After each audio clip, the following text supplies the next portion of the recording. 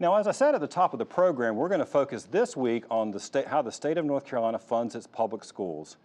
We have two guests, Sean Hamel, who works for the Program Evaluation Division. He just recently was the lead researcher and writer for a new report that came out looking at school funding. And then we have Beaulieu. Aaron is the Chief Financial Officer for Durham Public Schools. So thanks for being here, both of you. Sean, I want to talk to you. We've sort of looked, I've read your report. I know Aaron has as well. But for our viewers, can you explain in a few minutes how public schools are funded in North Carolina? Sure. The General Assembly and the Department of Public Instruction uses about 37 different allotments to distribute resources across 115 LEAs and charter schools. Each one of those 37 allotments is intended to represent some sort of category of funding that supports the enterprise of the school business curriculum. For example, there's an allotment for classroom teachers, there's allotments for transportation, principals, textbooks, and so forth. Wrapped up in that are the types of resources that are allotted to public schools. In general, there's two types. We allot positions and dollars, and this is how they're different. Positions, the state guarantees the salary for a number of positions that are allotted to each LEA. Now, those positions are determined based upon ratios that are set in legislation and law. The state then guarantees the salary and benefits for each one of those positions. Again, those salaries and benefits are also set in law. Of the $8.4 billion that was allotted to the public school system in fiscal year 14-15, about 60% of that is wrapped up in the position allotments. The remainder of the resources go down to the public schools as dollars, and that represented about 40%. Gotcha. Now, Aaron, I mentioned you're the Chief Financial Officer in Durham. Before that, you were in Pitt County, so you're probably one of the, I don't know, handful or so folks in North Carolina who probably understand all of the things that that Sean was just talking about.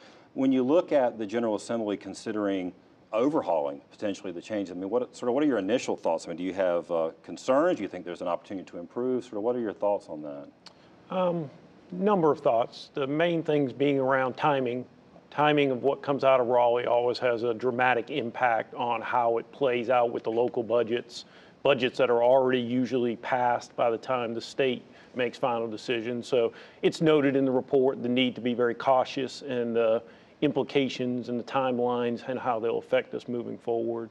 Sean and his group did a great job explaining this, but it clearly indicates a lot of the complexities that are interwoven throughout this whole process. And a lot of times that makes it difficult in the local agencies and in the communities to make your budgets transparent, because most people cannot follow all those details and complexities. Right. Now, Sean, in your report, you didn't just look at what our current system was. Actually, the General Assembly asked you to take a look at another kind of model, weighted student-based funding, I think is what it's called. How would that differ if we were to go in a direction like that? That's correct. Our charge was twofold. Look at the current allotment system and then explore other student-based models for distributing funds. There's a number of names out there for it. It's weighted student funding, there's foundation models, but essentially what it looks at is providing funding on a per student basis. There's a base amount or a foundational amount that gets appropriated for each student. In addition to that, there are a series of weights and categories that are determined. Traditionally, there are weights given to students for children with disabilities or disadvantaged students. And each one of those weighted amounts becomes a function of the base amount. So what it then becomes is a general student gets a base amount of funding, and then based upon various student and district characteristics, each student would receive or generate additional money to support the education of that child. And so like you said, you kind of have sort of a base, if you will. Let's say there's a kid in school in the suburbs of Raleigh. You know, there may be a different weight for a child who's coming from a very different circumstance, maybe a more impoverished circumstance in eastern North Carolina, that it may need some additional resources. The school may need some additional resources. You mentioned special needs. So that's what it is. Basically, you start out with some equal number and you add on. Absolutely. It starts with the base, but then it recognizes that each student is different and may require a different amount of funding to support their education. And we have to look at the characteristics of the student and start with that base as the building block and fund for additional characteristics. Now, Aaron, the report, and I know you've read it, one thing it doesn't address at all is adequacy. I mean, it talks about here's the, whatever the amount of money is the General Assembly allocates to education, here's a different way you could possibly allocate it, but it doesn't tell you whether it's enough. Correct. Great study on the allocation process, does not get into the depths around the actual adequacy.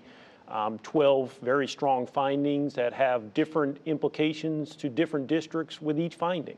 But first and foremost, the number one finding that tends to lend to probably a thought process that might not be consistent is the overfunding of the teacher allocation to the more wealthy counties. Well, it's already a challenge with the loss of the being able to pay teachers based on their graduate pay.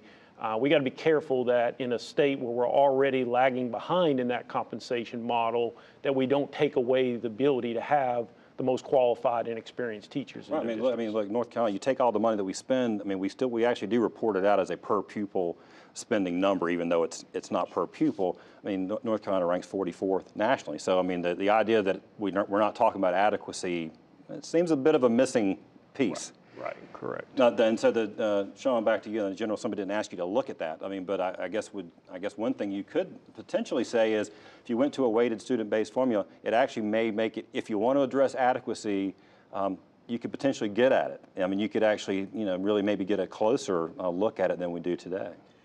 I think what moving to a weighted student model does, it allows the conversation to shift focus on the children.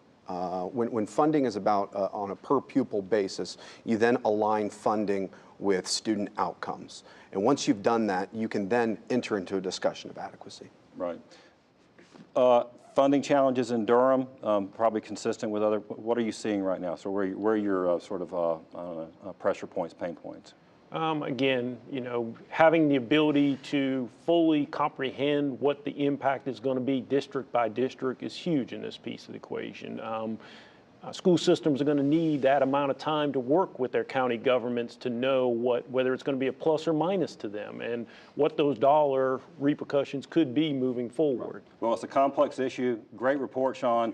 Aaron, thank you for being here. We'd love to have you both back on to talk some more. When we come back, we're going to be joined by another guest with a major stake in this issue. But first, as we go to break, see if you can answer this question.